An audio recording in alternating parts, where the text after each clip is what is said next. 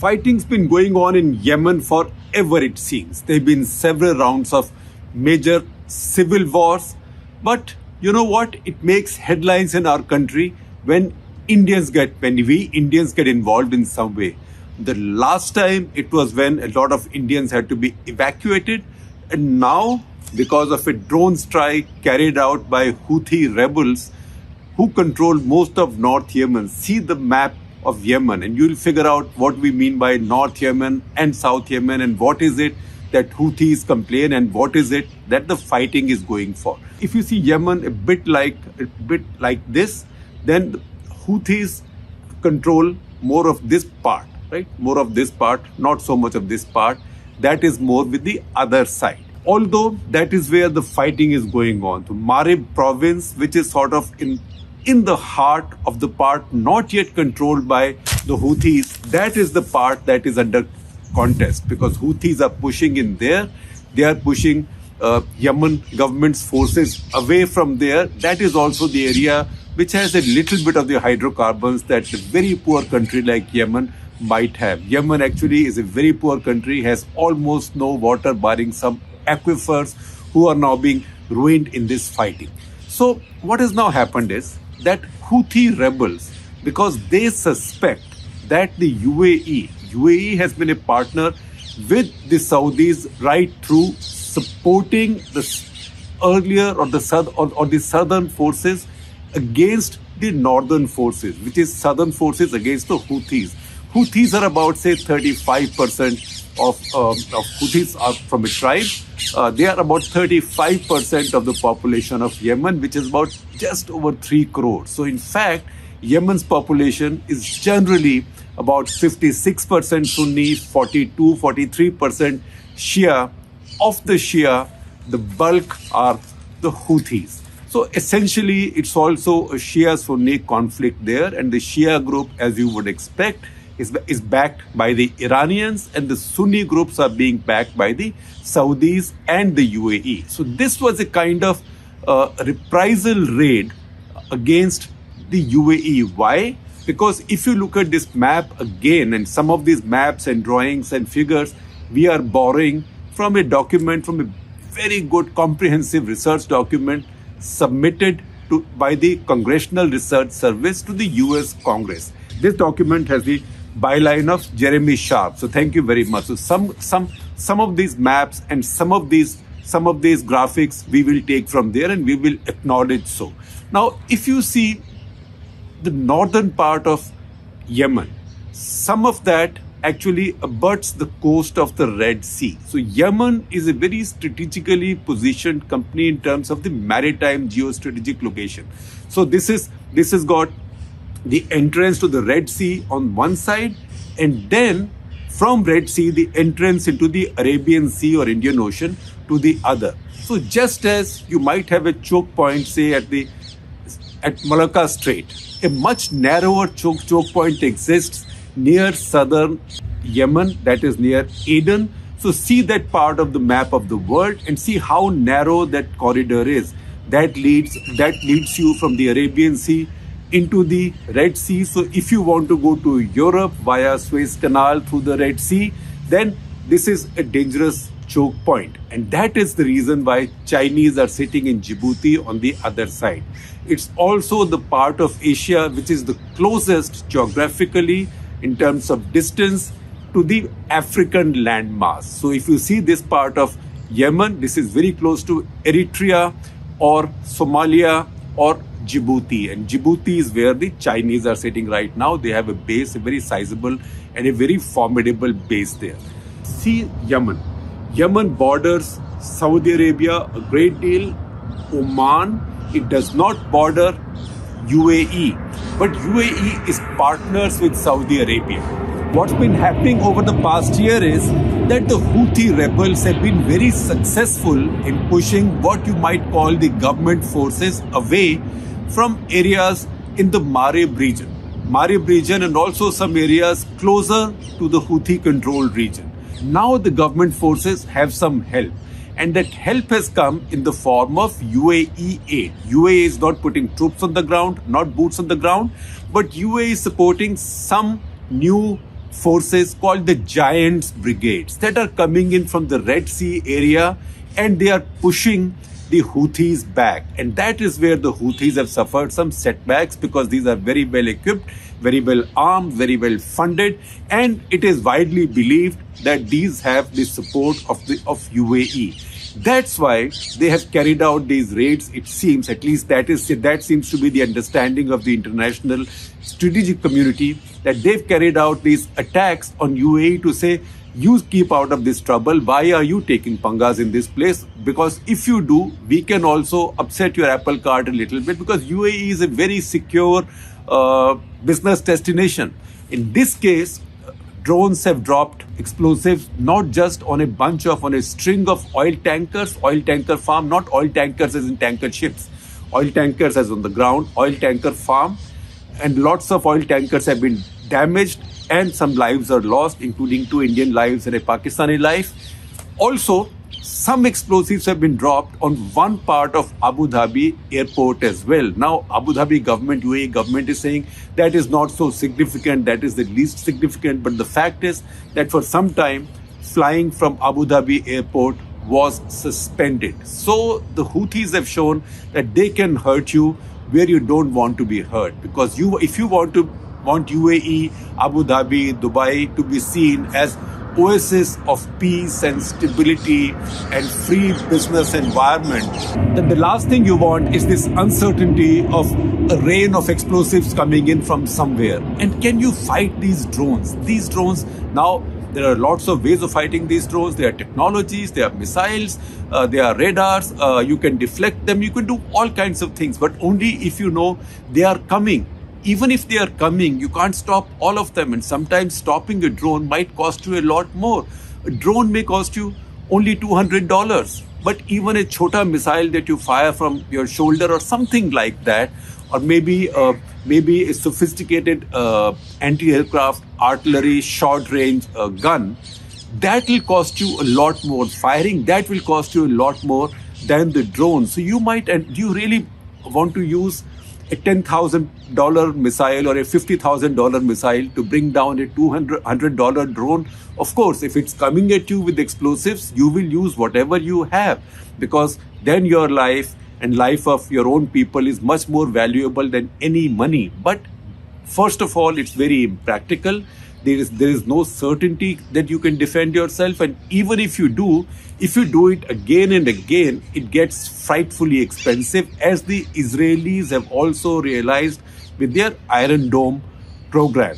Just using it against primitive rockets has been so expensive for them. That is what the Houthis are trying to do.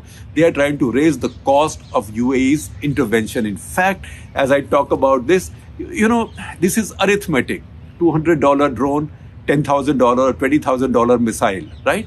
And that reminds me of something that Kipling once wrote, such as he was. So Kipling, among the many verses he wrote, one of those was Arithmetic on the Frontier. And since I am a romantic for some of this history, I will mention that to you. I simply can't help mentioning it to you. So Arithmetic on the Frontier, and he made the same point in a different way. Maybe today it will be called a little bit racist also, because he put the value of in British life much more than, say, that of an Afghan life or a Pathan life at that point.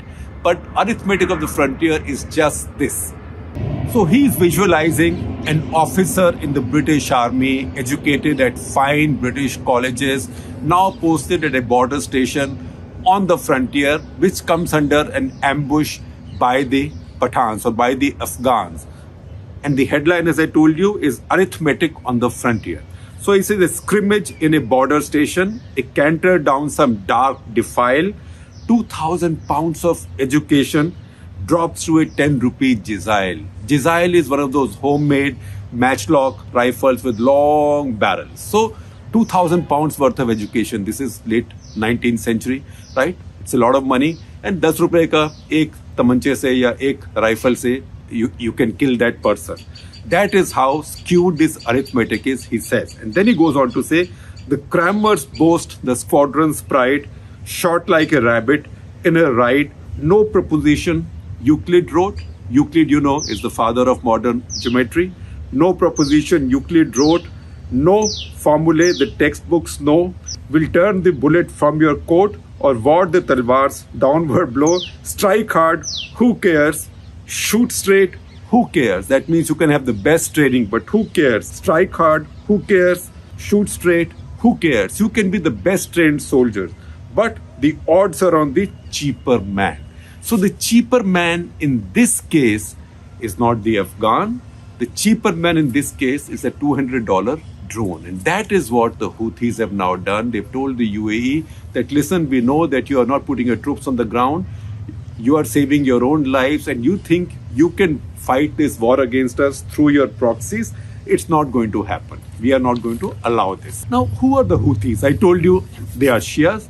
They are about 35% of Yemen's population of about 3 crores. This population is very scattered. It's a large landmass. For 3 crore people, Yemen has a lot of empty spaces. And as happens with most of these places, the areas closer to the coast are a bit more populated. Say Aden, for example, Sana'a, which is the biggest city and the capital, is not really that close to the coast. Sana'a is right now pretty much with the rebels. So what happened? After the drone raids, drone attacks on UAE, Saudi Arabia, as usual, carried out reprisal air raids over Sana'a. Once again, I would say that every bomb that those aircraft dropped, Saudi aircraft, because they must have used standoff weapons which are very expensive. I know for Saudis, no cost means anything. But the fact is that just the cost of that reprisal, it took away 15 Yemenis' lives for sure. That means it made that many more Houthis that much angrier with the Saudis. So this is a losing game for the Saudis and the UAE. And that is what the Houthis are pushing at. Now, Houthis actually are a subsect within the Shias. They are the Zaidi subsect. Zaidis are a bit like a branch of Shia faith. In fact, you will find many in India as well who are Zaidis. Now, I will not take you into the history of how this came about. The history of the Zaidis began with the great-grandson of Imam Ali, who the Shias particularly revere. So I'm not going there because that becomes too complicated for now. Now, all we need to know at this point is that as this internal warfare broke out in Yemen, the Iranians backed the Houthis. Before that, the Saudis had tried very hard bringing in their own version of the Quran, their own money, their own preachers, teachers to change or shift, I don't want to use the word convert, as many Houthis as possible from their beliefs in Islam, their kind of Islamic beliefs, to Saudi-style Salafism and Wahhabism. Now, it may have worked with some people and they may have had some success, but at the same time, people don't give up their faith or their religious beliefs so easily. And we know how deep the Shia-Sunni divide can be once you start pushing at the divide. That's why the Pakistanis are very careful. Pakistani armed forces, for example, are very careful because they know that this is a divide that you cannot push at. But the Saudis pushed at that divide, and what it did was, it also united the Houthis, who converted them into an armed insurgency. And as that armed insurgency started, this became a self-goal for the Saudis in Yemen. Now, Yemen itself has had a complex and bloodied political history. In 1962, until 1962, Yemen still had some kind of a continuity because a dynasty was founded there and monarchy was founded there in between 9th and the 10th century. That survived nearly 1,000 years. But 1962, by that time, a lot of Yemenis officers had been trained by the Egyptians. Egypt at that point under Nasser, there was a strong Nasserite movement and the Arab Baath movement for Arab unity. So those officers carried out mutiny, coup or whatever and changed the regime. They changed the regime. The Nasserites then threw out the crown prince. Crown prince was Muhammad al-Badi. He was thrown out and they set up their own government and they formed Yemen Arab Republic, YAR. This is also around time, the same epoch when the United Arab Republic came into being, that is Egypt, Syria and Iraq. They got together and formed one country. It did not last very long. In my old childhood stamp album, I still have a page for UAR with a bunch of stamps there. That's a good souvenir to keep. But that did not last. Similarly, YAR did not last. Within 5 or 6 years, by 1967, a civil war started again in Yemen. Now, while all this was going on, the British, being the clever guys, they had kept their control over southern Yemen because they knew how important and how critical Aden is. Aden, the Gulf of Aden, the passage, that narrow passage into the Red Sea. So they had control there. But again, rebellion broke out there also, and the British also were expelled in 1967. When that happened, two different units came into being. So on the northern side, it was Yemen Arab Republic. On the southern side, it was People's Democratic Republic of Yemen. Once again, fighting started. So there were two more rounds of civil war in 1972 and 1976. And then in 1990, again after a civil war, after the 1986 civil war ended, the two Yemens combined and they decided to form a combined Yemen Arab Republic. And that is when Ali Abdullah Saleh became president. He was one of those Egyptian-trained Nasserite officers who had participated in the 1962 revolt. So he became president of the entire United Yemen now, and the former president of what was the southern part of what used to be called People's Democratic Republic of Yemen, he became vice president. Now that also did not last, because while the pretense was that this is a democratic republic, the fact is that elections were a bit like Mr. Saleh getting 96% vote, next time 77% vote. So this was, every democracy is imperfect. This was just a bit more imperfect than most others. So this arrangement did not go on forever. In 2003, when the Americans and Allied forces invaded Iraq, once again a very poor Arab country. In fact, if you see a lot of the older literature, it's called South Arabia, right? Because it's the southernmost part of the Arabian Peninsula. So there was a lot of anger. There was a big upsurge of anger here. And that is where Al-Qaeda came in here, Muslim Brotherhood came in here. And this became a kind of hiding place for a lot of the insurgents of the Iraq war also. In 2014-15, once again the history of warfare continues in 2014-15. So in the wake of the Arab Spring, 2011-12, once again Yemen saw massive trouble, massive protest, and Saleh had to quit.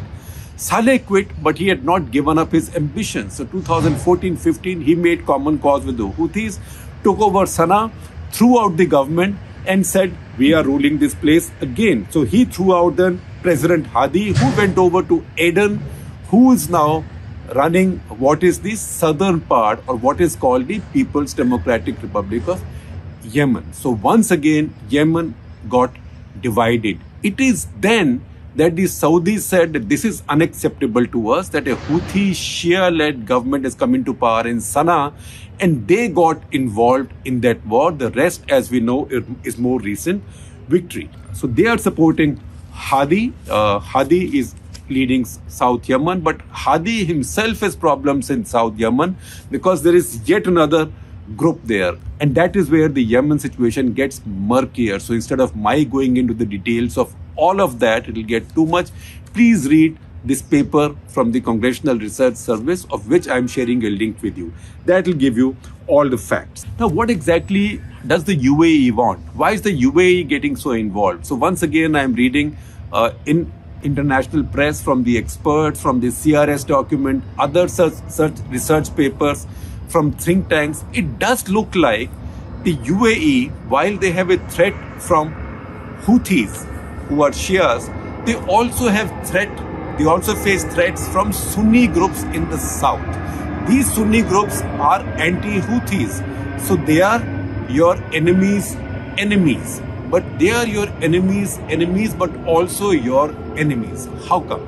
These are groups like, say, Muslim Brotherhood. Muslim Brotherhood is also violently against the Saudi and the UAE regime. So one of the strong groups that is supporting the South is also a group of the Muslim Brotherhood.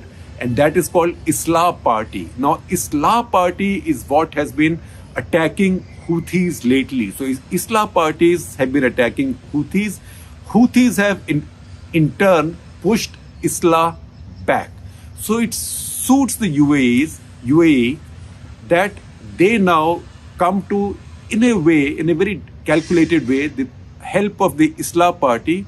So Houthis are not able to roll them over completely, because what will happen in that case is that Houthis will win, where they'll become dominant, and they are anti-UAE anyway. So they'd rather that both UAE and the Islah party, which is basically Muslim Brotherhood, they keep fighting for as long as possible and weakening each other. So this is that complex and diabolical a game. But tell me, in that part of the world, which game isn't complex and diabolical?